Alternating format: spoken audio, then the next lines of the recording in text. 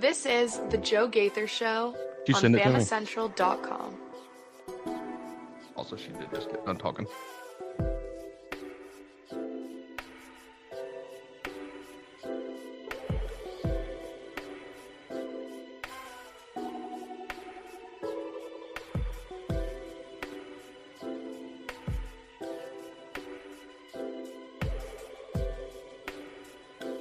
Good afternoon, Tuscaloosa, Internet World, West Alabama. How we doing today on this Tuesday?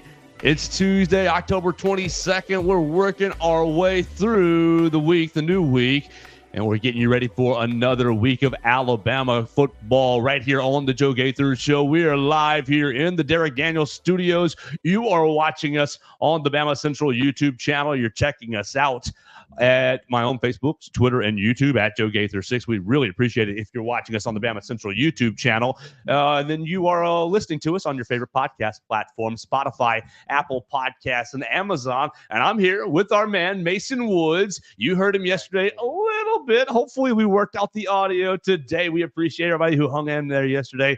It was a good 90-minute discussion on the Tennessee game. So if you want to relive that misery, you can hear that on Spotify, Apple Podcasts, or Amazon, or right there on the BamaCentral YouTube channel. We invite you guys to jump in and join us on the comment section at Joe Gaither6 while we are live here. We're working out kind of our new little time schedule. I think Mondays in the afternoon will be kind of our spots, and then the rest of the week we'll be working through in the mornings to try to give you guys something to rely on going forward. But we want to invite you to follow Mason Woods at MAWoods_. We want to invite you to follow me, obviously, at Joe Gaither6. What we're going to do today is going to be about 3 or 4-fold. Oh, Mason, when I closed out the computer, I got to re-pull up my notes. But luckily, they are right there. Perfect. We're going to be talking about Brayson Hubbard is your new starting safety. How we feeling about the sophomore? My man's gotten a lot of games last year playing special teams. He's been playing a lot of special teams and a little bit of defense lately. So we'll talk about how you feel about Brayson Hubbard becoming your new starting safety for the Alabama Crimson Tide. We're going to use that to kind of have a little philosophical discussion about injuries. Look, I played high school football, and I'll just be honest with you, I was extremely, extremely average. But I got nicked up a time or two and, yes, played through it. What's the right when is it okay for a player to play through injuries? When are you hurting your team? When are you hurting yourself? Or when is it just, hey, man, that guy is a warrior. That guy's a soldier. He is doing his due diligence and giving his all for his team. So we'll talk about that in a little bit. Then we'll talk about Missouri, the next team up, the Tigers coming in for homecoming, 2:30 right here into Tuscaloosa. All right, it's going to be Bryant-Denny Stadium. Can Alabama bounce back? It should be easy, but it might not be. We'll talk about that, and then we'll finish it up with DeBoer getting a little fired up and the Bama in the NFL. Derrick Henry going crazy on Monday Night Football. Marlon Humphrey as well, getting 2 interceptions and many, many more. So with all that in mind, we invite you to jump in as well on the comment section once again at Joe Gaither6. We thank Derek Daniel for sponsoring the program and leaving us his space. You can call Derek Daniel today at 205-758-3391 for all of your insurance needs. Call and see how much Derek can save you today. Mason Woods, good morning. How we doing, sir? Ooh, I'm doing great. You know, it was I thought we had a great show yesterday. I was excited to get back in here with you, and unfortunately, we had to relive that, like you said, nightmare of a game against Tennessee. But we live and we learn. We move on to the next game. We get to talk about Missouri a little bit today, so I'm excited to move on to homecoming week. Absolutely, it's homecoming. So there will be a nice crowd. Obviously, many people will use that as an opportunity to come to Tuscaloosa, and I think I've got to look and see what the order, what the festivities. Obviously, it's tradition to have the parade, and it's tradition to really have a big Saturday morning. I haven't seen the schedule of events, but only because I haven't looked for it, not because it hasn't been publicized. We'll just say that. I'm obviously more focused on the football side of things. The game starts at 2:30. That means I'll be in Bryant-Denny Stadium at 11:30, 12:30. What's 3? 11:30, right? So which is great. It'll be awesome. But we'll get your details on the parade for a later episode before the week is out. But it's Missouri, and you got to bounce back. And part of bouncing back is assessing your personnel. And Alabama had a big loss on Saturday. Keon Sabb, your transfer from Michigan, plays with a broken foot. We'll talk about that in a little bit. And plays with a injured foot and then breaks his foot. Brayson Hubbard comes in really the second half and didn't notice him in a negative way, and you only noticed him in a positive way at the very end when Alabama, you need the 3 and out to give the ball back to Jalen Milroe and the guys. He's filling those holes. He's flying in there. What you think about Brayson Hubbard, your new starting safety? Yeah, I mean, you said it right there. He didn't show us anything to be upset with. You know, he only came in, and I don't think he had any negative plays. I think he only did good things. I think, the time that we've seen him, the special teams, the time that he has gotten on special teams, he's done well. He's not really given us any reason to believe he can't step in. And now, I think it's hard. You're going to be hard pressed to find somebody who quite has the exact same skill set as Keon Sabb, but it is what it is, next man up. And I think he's a perfectly fine substitute. Do you remember when Brayson Hubbard was in high school in the recruiting class and we were working at a different organization together? And there were many people said, this guy's going to be your next quarterback. Mm-hmm. He was up in high school in Mississippi. Did you say Pascagoula before we got started? Yep. Two-way player, plays safety and quarterback, was a really, really great high school player. He was only a 3-star recruit, but he was one of those classic examples, which he was just better than everyone he was on field with. Pretty much every time you watched him, he was just a freak athlete out there. He played at a smaller school where they probably didn't have a plethora of freak athletes, so he really stood out. And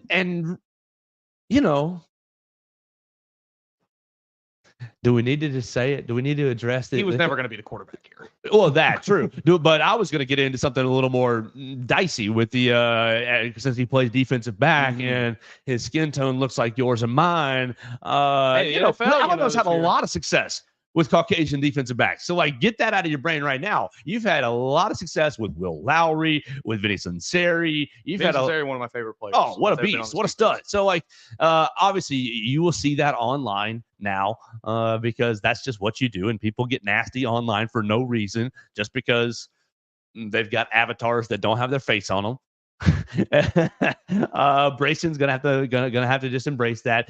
But he's a dog. I think he is too. I think he plays really hard. Exactly. I think that what you're gonna get out of him is 100%. Now, I think Keon Sabb obviously gave you 100%, but you're gonna get 100% effort, and you're gonna get a guy who knows his assignment. You're gonna get. I'm not quite sure about the game breaking ability, but look, when the game's on the line at the end of the game this past week, what does he do? His job. Yeah. Fills the holes, gets the tackles. I mean, Tennessee on that final series, yes, they're trying to run the clock out, so it's obvious they're running the ball, but it was 3 snaps for 3.5 yards or so. They got timeout. Yeah. The defense did its job, and Brayson Hubbard was absolutely a part of that. Yeah, I think, I don't think he's going to be a guy that many Alabama fans are going to have a lot of complaints with. I think, if you see him maybe getting beat on a route, it's not really going to be his fault per se. It's maybe just going to be that the receiver's a little faster than him. Maybe so. Yeah. So I think he's going to be a great. I think he's going to be great. Look, I think it's going to be fun to see him out there. And I think it's a perfect segue because look, there's how much more can you say about Brayson Hubbard? You haven't really seen him outside of special teams and backup mop-up duty, but when you've seen him, it's been good. But this brings me to this. When you've seen him, he's been good. Okay. So that's obviously, look, I'm not at practice all the time. We were at 8 practices for about 15 minutes in the fall, and we appreciate that time for sure. But when we see him, it's been good. That just tells my brain that he's probably been playing well in practice. And so it wonders to myself, okay, Keon Sabb, I definitely appreciate the commitment to the A. Definitely. I mean, you laid it all out there. Writ your name in Crimson Flame. You went out. Your last play was breaking up a big old pass. Boom. And maybe if the season goes a long time, we see you again. Yeah. That'd be great. I don't really know exactly what his timeline is. Probably a broken foot, 8 weeks, 6 weeks, 10 weeks, something like that. You're going to be. It's going to be. Looking at if he comes back at all, it'd have to be, probably national championship type game or something. Yeah, it'll be late. And so it's great. Thank you so much for your service. But the rumors, the discussions are that he went into the game already hurt. Obviously, he popped up on the injury report midway through the week. You see the injury report on Wednesday. He's not on it. He's on the injury report on Thursday, Friday, Saturday, game time decision. He does play. I just wonder, Brayson Hubbard, what you've seen out of him has been good. Mm-hmm. So what's the difference between, look, I know Keon Sabb has been that guy so far for you. But was he 80% until the broken foot? Oh, was he 70, 60, 50? I have no idea. You'll have to ask Keon Sabb. You'll have to ask Jeff Allen. Like those are the people that actually know that. So I don't really want to speculate what his percentage was. But whatever his percentage was, could you make an argument that a quote unquote 100% Brayson Hubbard would have been better? Where's the line, Mason? In we're going to play a guy. Look, Coach Kapilovich, offensive line, he's talked about Jaden Roberts dealing with nagging injuries, and Jaden's been, oh my gosh, a stud, and that is not a dude I want to mess with at all. And I think he's really given his all as well to Alabama. But you see Geno Vandermark coming in once a game, twice a game, different series, and they keep saying in the public, oh, Geno's earned that time, and I think he probably playing well in practice, but part of it is a little. Where's not how you handle the offensive line. You know? Where's the line there on we're playing a guy and we like him and we need him, but he's not quite 100%? Yeah, I think that's a very hard question to answer. I think it probably varies a little bit position by position, depending on the positional value of whatever it is. I think you're looking at like a quarterback playing a little injured that might be different than maybe a tight end playing a little injured. But I think just if you wanted to put it into kind of a tangible, this is when you should maybe consider playing the backup. I mean, I think if you can look at a guy and watch him play and see he's playing worse than what the backup would likely do, get him out of the game. If he's hurting more than he is helping, you probably ought to pull him. I don't necessarily think Keon Sabb was. I mean, like we say, he played fine. He played good. He wasn't really hurting, so. It's a tough call to make. That being said, with the injury kind of like he had, where maybe he came in and it was already pretty iffy. I don't know. It's just a tough call to make. Tennessee obviously is a very good team. We knew that they were going to press the defense with that high-powered offense they have. So it's a tough call to make when you're subbing out somebody who's going to be a very important player against a very strong offense. But man, it's just yeah, I think you just kind of have to look at it position by position and just kind of weigh your options as to, okay, if this injury affects him on a play, is that going to be worse for us than had the backup just stepped in? Well, you've been hearing from the coaching staff a lot about experience is finite. We want to get the guys experience. And look, they've done it this year. They have really been getting the guys experience. You've seen all kinds of freshmen. So, they haven't not been doing it. But I just wonder if, it's obviously at certain positions. I guess they just assumed that Keon Sabb was that important to the defense. His ability to make plays. I mean, he made so many plays on the football during the first seven weeks of the year. He had 2 picks in the first game, and everybody thought, oh my gosh, what? And he had his hands all over the football in the rest of the way. Just couldn't get that third interception. Gonna miss him for sure. I just, it was Brayson playing well or playing solidly. I just wonder, would it have been better to maybe baby? And now, obviously, that's a Jeff Allen question. Baby Keon Sabb for 3 weeks and get him back to 100%. You never know. I have no idea. Yeah. That's an inside behind the walls question that we don't know about.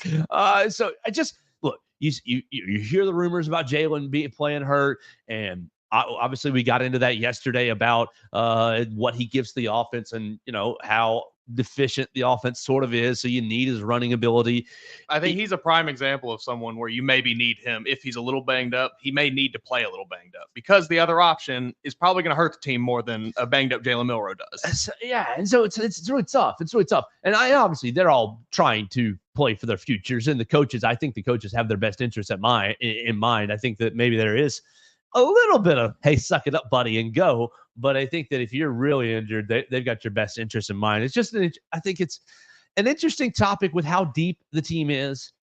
When do you say, okay, Billy's banged up. He's not quite running as fast. We're going to put Steven in. I'm just using generic names because I don't want to put that on anybody, Do you think that, it also maybe is just kind of, more younger players now that maybe they are a little less inclined to play banged up, a little less inclined to play injured, because so many of them, like we've talked about a ton of times off this show, a lot of the guys that go to the Alabamas, to the Georgias, to the Ohio States, it is a steps to the NFL. That is nothing more. It's nothing more than that. So, it just kind of makes you wonder if the ability of coaches to maybe kind of convince players to play injured has that power has dropped a little bit. Yes, I mean, you got it. I mean, look, Mason, of course you've got Billy with his coach, but you've also got Billy with his mom and dad, and Billy with his agent, and Billy with his agents and his uncle saying, hey, maybe I 100% believe that there's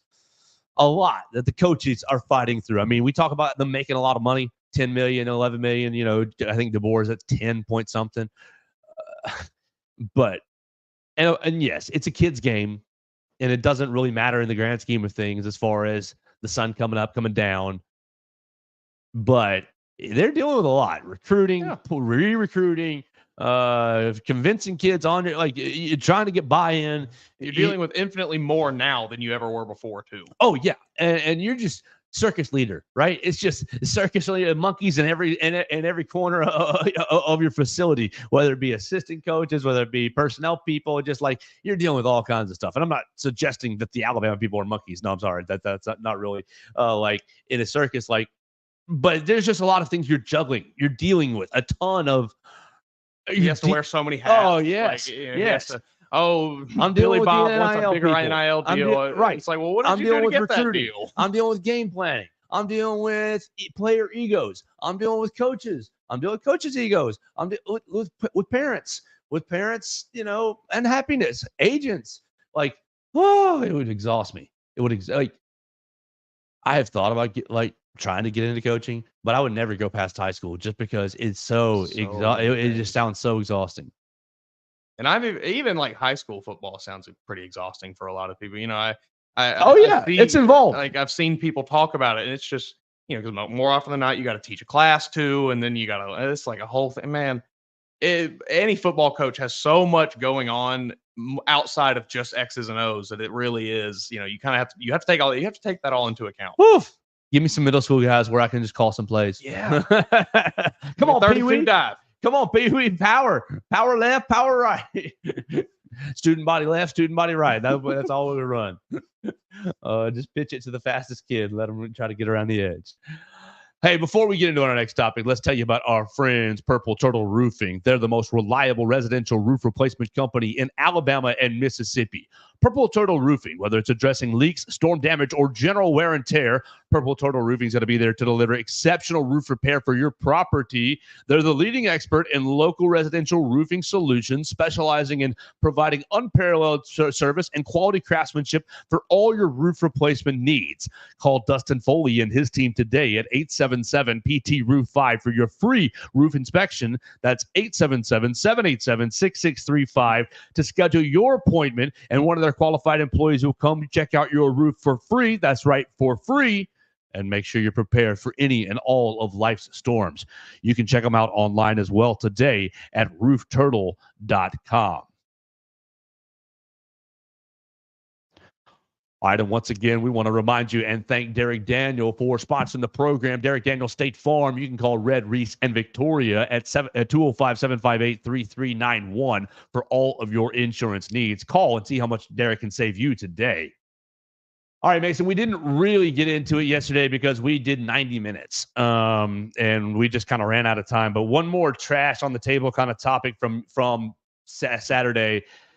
A second week that Coach DeBoer gets fired up. Now, look, Coach DeBoer, okay, let me finish my thought before we tangent in the middle of myself.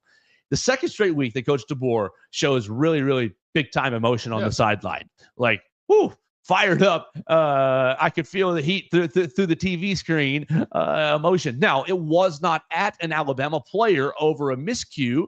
It was at an official over, I believe, an illegal substitution call. Alabama got called for an illegal substitution, I think, out of a timeout. And I believe that Coach DeBoer was arguing the procedural rules of that. And, whatever the case may be, Coach DeBoer thought he was right, that the penalty was not warranted at that point. But we've seen Coach DeBoer, look, people have been asking about, Coach, show emotion, get fired up. He called into the call-in show on. I don't know if you listened to Coach last Wednesday, but a young man calls in and says, Coach, I wonder if you're going to show more, get fired up on the sidelines, get more intense on the sideline. And Coach kind of asked him to reiterate. He said, me or the team? And the guy backed off. He's like, just the team, get more fired up. Just wanting the team to be. And I was like, oh my gosh, just giving the man hell for no reason. But we saw it in the Georgia game. Yes, in the Georgia game on the Jeremy Bernard should have been a pass interference. I'm going to go argue for my guys. I'm going to go let the official hear it. And he did in that Georgia game.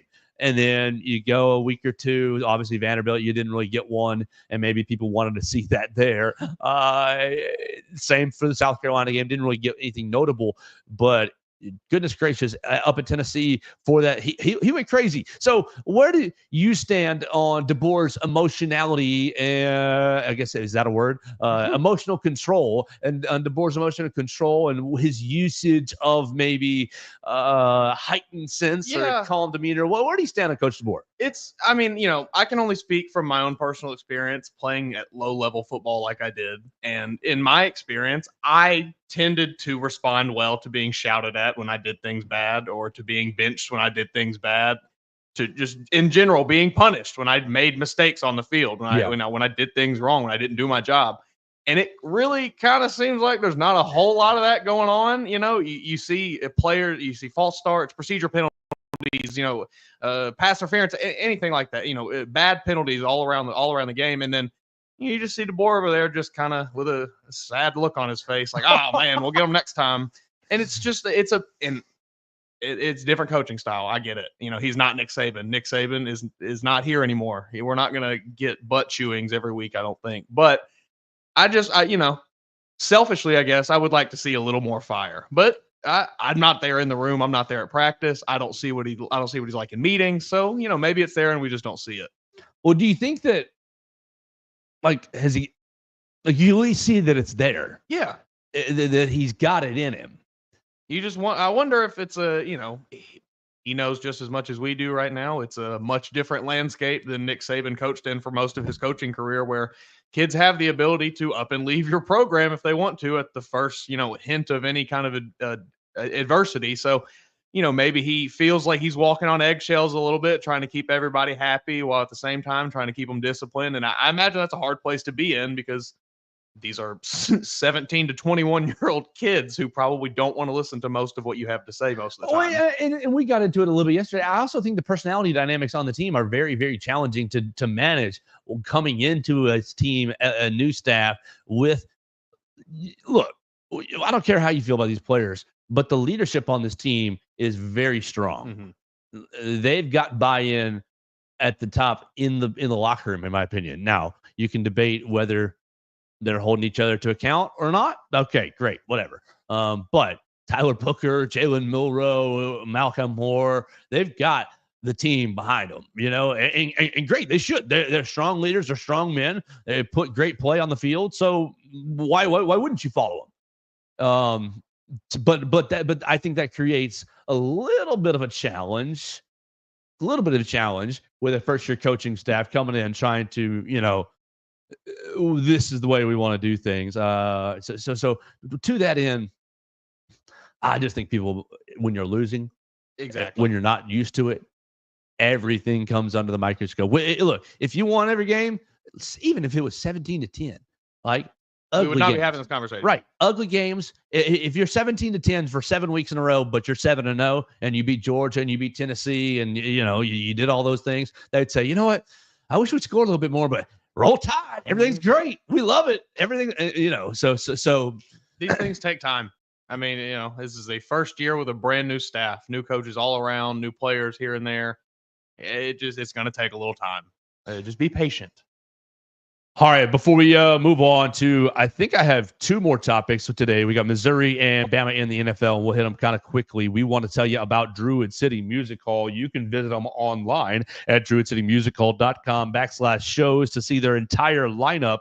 They got shows tomorrow night. Thursday night. Alex Warren is sold out. Their next available show where you can get tickets is going to be Saturday, November 2nd. Ashley Cook. They got sellouts for the whole weekend. So everybody's excited about homecoming weekend, obviously, and we support that. Go see Druid City Music Hall to see Ashley Cook on Saturday, November 2nd. You can get your tickets online right now or right there in person on the Strip. They're right next to the Waffle House, in between Waffle House and Glory Bound. It's a really nice concert venue right off the Strip, right next to campus. If you're coming in town to see your kids, you might want to check out Druid City Music Hall for some quality live music. All right, what are we going to go to next? You want to go Missouri? Yeah, we're going to Missouri, and then we're going to the NFL. Missouri is weird, man. 6-1. They're coming into this game fired up. 6-1, but look at this. This schedule is trash. Yeah, I'll give you that. The schedule is awful. Murray State, Buffalo. Ugh. Okay, you beat Boston College when they're ranked. I don't know what Boston College has done since then. Are they still doing decent? They're okay. I think they've fallen off a little bit, though. You beat Vanderbilt, so that's a great win. Great win. That's a wonderful win. You beat powerhouse Vanderbilt. Absolutely. So absolutely to be respected. People who beat Vanderbilt should be respected. Vanderbilt very feared in college football throughout college Boston football. College 4-3 now. Okay, yeah, they've fallen off once they've gotten into ACC play. So Missouri, you beat Boston College, you beat Vanderbilt. That's a great win. And then you got the doors blown off. Absolutely blown off when you went to Texas A&M. Like your first real opponent. And if you want to be in the SEC championship game, if you win this game, the rest of the schedule is pretty much downhill. But no, you go to Texas A&M 41-10, absolutely destroyed from start to finish. And then 2 weeks ago, you beat UMass. Who cares? And then this past week, Auburn. You win 21-17 against the Auburn Tigers. And look, it's an SEC win. But Auburn has been second to last in my SEC power rankings the entire year, right ahead of Mississippi State. And it took you all three quarters. Brady Cook. It took you getting Brady Cook back from the hospital. To beat them. Now you're 6-1. You're 6-1. Great. Your season is still out in front of you. You beat Alabama this week, and then Oklahoma, and those look like your toughest two games. Now they don't look near as tough as they looked in preseason. Like your season's still out there in front of you, Missouri. Brady Cook, Luther Burton. Mason, we've been watching the Alabama defensive backs get burned throughout the year, only to see the quarterback overthrow him, or only to see a wide receiver, Arian Smith, drop a ball. Luther Burton and Theo Weiss are not those guys. What's your thought just right now on Tuesday? Now, obviously things can change, but what's your thought right now on Tuesday with Missouri? This is I think this is a game that worries me a bit from a Bama perspective. I think Missouri is likely coming into this game with a lot of fire behind them. It was probably a very emotional win against Auburn. You have your quarterback go out, goes to the hospital, comes back, wins the game in the fourth quarter for you. So, I'm sure spirits are very high with that team right now. They're probably feeling a bit galvanized after a win like that, even though it is just against Auburn. They know they're coming to play Alabama's homecoming game just as well as we do. So, I don't think it'd be crazy to think that Missouri definitely comes into this game with a bit of a chip on their shoulder, kind of, thinking they have a shot to take down the champ, You absolutely have a shot to take down the SEC champion. So you look at the last 4 weeks, it says this, the blood is in the water. Yeah. The Sharks can smell it. So I think, if we're talking about who's in a better spot right now, I'd probably Missouri's in a better spot. They're coming into this game with probably a better morale team across the whole team than Alabama is. I think this is a spot where DeBoer is going to have a tough time maybe getting his team to play for this game. Ooh, no, don't say that. I mean, you think? Elaborate. Why do you think it? Because I think bounce back is here. I think bounce back is I here. think that was just a very emotional loss, just the way it went down in Knoxville. You lose to Tennessee. That's a tough one. Very. And then you've got, like I said, it's a likely very galvanized Missouri team. I just think that this is a bit of a recipe for disaster. Maybe I don't think Alabama goes out and loses this game, but I do not think it's a pretty.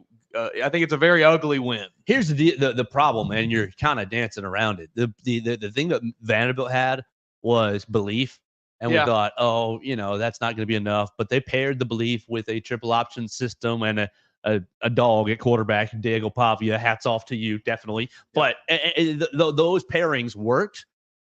Missouri has belief already. They've had 10. Look, they went to the Cotton Bowl and beat Ohio State last year.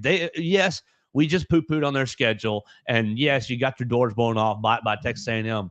But the record is still 6-1. These boys, these young men, these men are experiencing winning, and winning begets winning. I think so. Is their belief paired with Brady Cook's? Brady Cook hasn't been as good as he was last year, but Luther Burton is still one of the top most talented three receiver in the country. Yep. I mean, argue with your mama about who you want, but I mean, at worst, top 5 receiver in the country. I mean, he's a special specimen. And, Damani is going to be – he's going to have his hands full. Yeah, he will, and I'm confident in that. But what happens if they get Luther Burton on somebody else? But then the other factor is Brayson Hubbard or Xavier Brown or Jalen Mbakwe or Zay Mincy. You haven't seen much Mincy, but just a little bit. What happens? But you say, okay, Joe, Damani's got it. Damani's going to lock down Luther. Great. Okay, let's just wipe that off. Let's say that's a wash. Well, you still got Theo Weiss to deal with, and you still have a pretty dangerous tight end as well to deal with. It's going to be a challenge for this defense. You're going to have to, I think, get after Brady Cook, create some negative plays in this week's matchup. My question to you, Mason, is, with that said, how confident are you? Look, the defense B minus this past week. You got all those turnovers, but you allowed Sampson 130-something yards. You did okay. You held on to 24 points. You did your job mostly. You gave Alabama a chance for sure. But all the focus, Alabama's offense was not it. This next week, excuse me. If the defense is in trouble, what's your confidence level in the offense picking them up? Oh man, I think they're obviously going to be playing a less talented defense than they played against Tennessee. So the opportunities will be there more so. Definitely. I'm still concerned about whether or not Jalen Milroe can make those opportunities, connect with those opportunities, because he wasn't able to do it in the times he had against Tennessee. But I do feel confident that, DeBoer and company know that they need a bounce back week from the offense, and he is an offensive minded coach. And I think he can scheme up a good plan to kind of, get the team some confidence back, get the offense, especially, some confidence back. All right, so we'll get more into Missouri as the week goes on, but we just kind of wanted to give you a teaser on what we're dealing with this week. It's going to be a big challenge for the Alabama secondary. You're not going to have Keon Sabb. You're probably not going to have Keon Sabb. Coach DeBoer yesterday said a while, which 6, 8, 12 weeks. Hopefully he gets better very soon. Thank you, Keon Sabb, for transferring, and it's been great to get to know you so far this year, and get to interview a couple times in media sessions. Hope your recovery goes well. But you're going to be dealing with a big challenge with the Missouri Tigers. They're going to come in with belief. Yeah, their schedule is largely trash. We don't have to shy away from that, but you can only do what you can do with what you have on the schedule, and they're 6-1. And so we'll see what Alabama can do this week. All right, one more topic before we finish up. And we want to tell you once again that we are proud to be in the Derek Daniels State Farm studio right here off of McFarland Boulevard. We're past the Tiger Rock on the left. Call Derek Daniel for all your State Farm, all your insurance needs. If you are unhappy with your current insurance agent or if you want to get a local agent, call Derek Daniel. He's got a great team just upstairs above us. Red Reese and Victoria can be called at 205-758-3391. They can get you a quick quote on your auto insurance, your homeowner's insurance, your life insurance, and get you taken care of for whatever you need and make sure that you're prepared for, all of life's calamities. Emergencies happen each and every day. So make sure you have the good neighbor. That's Derek Daniel at State Farm. You can call him 205-758-3391. Call and see how much Derek can save you today. Lastly, we want to talk about Derrick Henry. Mason, I want to let you open this because you're a little more of an NFL guy than I am, and I think this hurts you a lot more than I did. Derrick Henry last night, Monday Night Football, upset that he did not score on the 81-yard touchdown. Lamar Jackson gets out in front of him, but still has a big old day.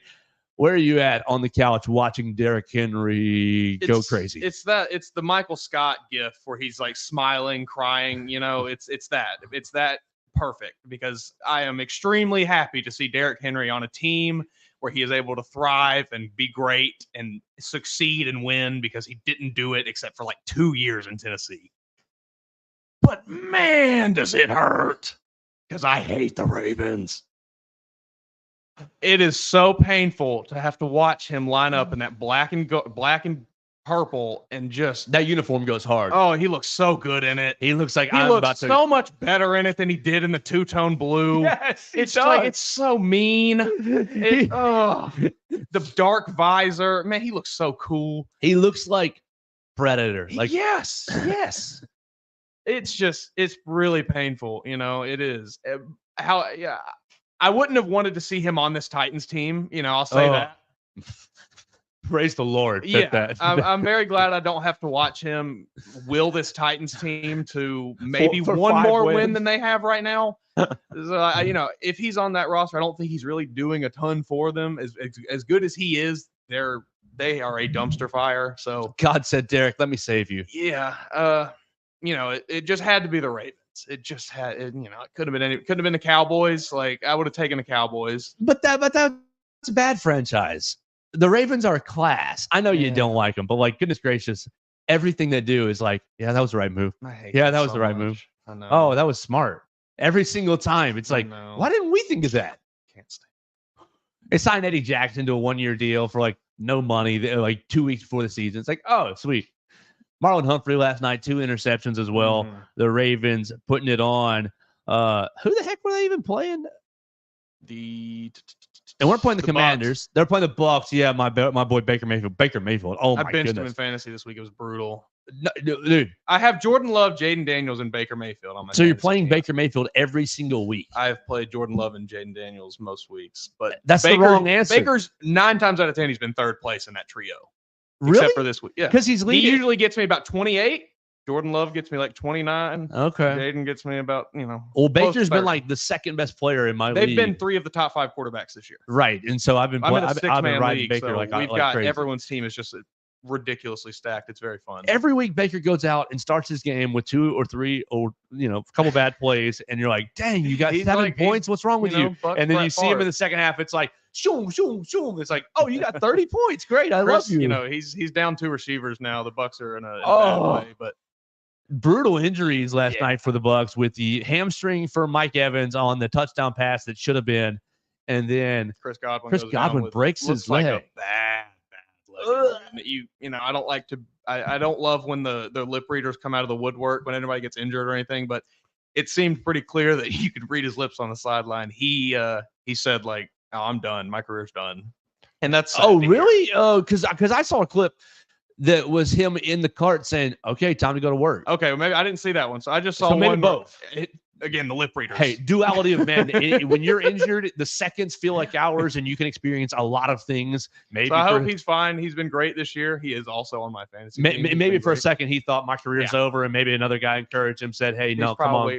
Like, that's a scary situation. But that was a bad injury. But you ever been hurt before, Mason? Oh, yeah.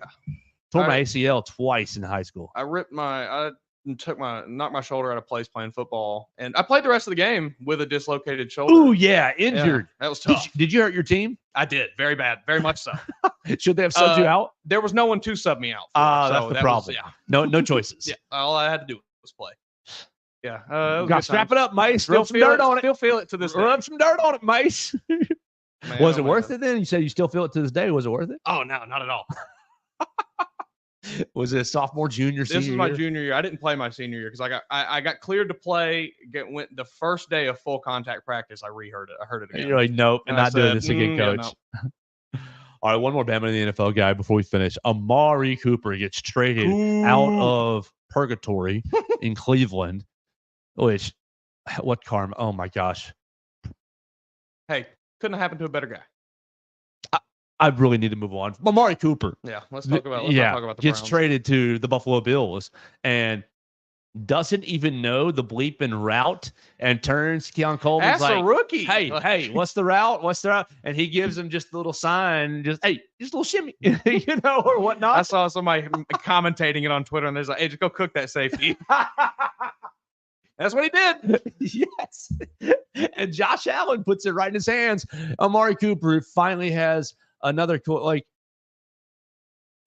resurgence for Amari Cooper here. No, think about it. Think about his quarterbacks. He had Derek Carr. Not really had one. No, Derek Carr was fine. It was above average. Okay. It was a good little. Sure. It was above average. He was not Josh Allen. No, definitely not Josh Allen. Dak Prescott, good, borderline good. Yeah. And now Josh Allen. But he's had some bad ones as well. Mm-hmm. And his time in Cleveland was not good, in my opinion. I'm very happy that he's out of there. I hate that it was, I mean, I don't hate that it's the Bills. I don't really have anything against the Bills, but I would have, I would have liked to maybe see him go to somebody I cared a little more about. Keeping on the theme, this just triggered me. Jameson Williams. Yeah, what are you doing? Man. What are you doing? 2 games. I don't know. Have you seen what the substances were? Was it caffeine? I've not seen anything about it. No, I mean two games. I think is the initial first time offenders law for performance enhancing drugs. Okay. So it's under the PEDs. Okay. Because when I saw 2 games, my initial thought was like, okay, well, it can't. What was it? I'm pretty sure that's the initial Okay. first time offenders punishment. Okay. Because he got first time offenders for gambling 2 years ago, right? Yep. Or a year ago. Yeah. What was that? 4 games or 6 games or whatever. He got first time offenders for gambling, and now he's first time offenders for performance enhancing drugs. Having a great year too. Oh well, man, we don't know why. Was he having a great year because he was on the juice? That's tough. That's tough for Jameson Williams. It's tough for the Lions. I think the Lions will probably be fine. Yeah, oh sure, but it's tough for him. And we hope they're not. On this show, the official stance is bleep the Lions. Yeah, I kind of like the Lions. Oh well, okay, you're sitting on that side of the table for a reason. Brian Branch, you like the Lions? Brian Branch tearing another guy up. On my fantasy team, we drafted defensive players. Okay, so tell me about your Brian Branch. I mean, he has turnover after turnover. He's incredible. He's a defensive player of the year this year. I think he's got to be right up there. He's been awesome. There's not really anything bad you can say about it. He missed 1 game with an illness, I think. But other than that, he's right up. I don't know if he's leading the league in interceptions. I haven't looked at it. He's got to be right up there with the lead if he's not. Oh, he and Xavier McKinney. McKinney had 5 in 5 games or something. Yeah, God, which yes. I mean, he did it for the jihadis, the terrorists. He did it for the Green Bay Packers. Which what that's probably where I need to leave that. But congratulations to you, Xavier McKinney, for your great year. It's been awesome this year. It's been we don't have to talk about Bryce Young, but did you hear that Bryce Young was a great scout team, Jaden Daniels for the Panthers this week? Here's the question. If you're going to get your doors blown off, if you're Carolina, if you're going to be this bad anyways, and I know game 1 with Andy Dalton, they won, and everybody's like, oh, see, it was all the quarterback. Well, they've been awful the last several weeks. And yes, my Bears got a great win off of them, but I'm sitting here like, I wonder how great that win was. Yeah, you looked good, but the Panthers are so bad. Yeah. Why are you still at this point? What do we do? Why are you putting Andy Dalton out there? I don't really understand. The thought process does not make a lot of sense to me. Just throw Bryce out there. Right. See Let him get the reps. Let him, You're gonna lose anyway. right. Just be sure. Yeah. Right. Yeah. No, it doesn't make sense be to sure me. because your offensive line's not good. Your skill positions are not good. I love you, Chuba Hubbard, on my fantasy team, but below average Once running Jonathan back. Brooks comes back, it's over for him. Right. It's a tough time in Carolina, and I feel real bad for my boy Bryce. I do too. I had high hopes with Dave Canales. I thought he was going to maybe be okay there. Yes. But it has not gone well. All right, I think you got. Is there any other NFL guys I'm leaving off the table? Jalen Hurts got to win. The Eagles, but the Giants, who cares? They're terrible. That's kind of it for me. Yeah. I think that's all we got.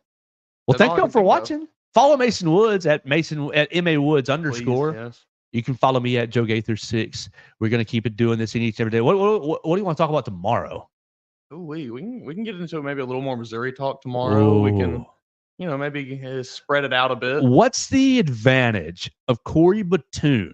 Right, Corey Batoon is the Missouri defensive coordinator, and he came from South Alabama, where he was the defensive coordinator for Kane Womack.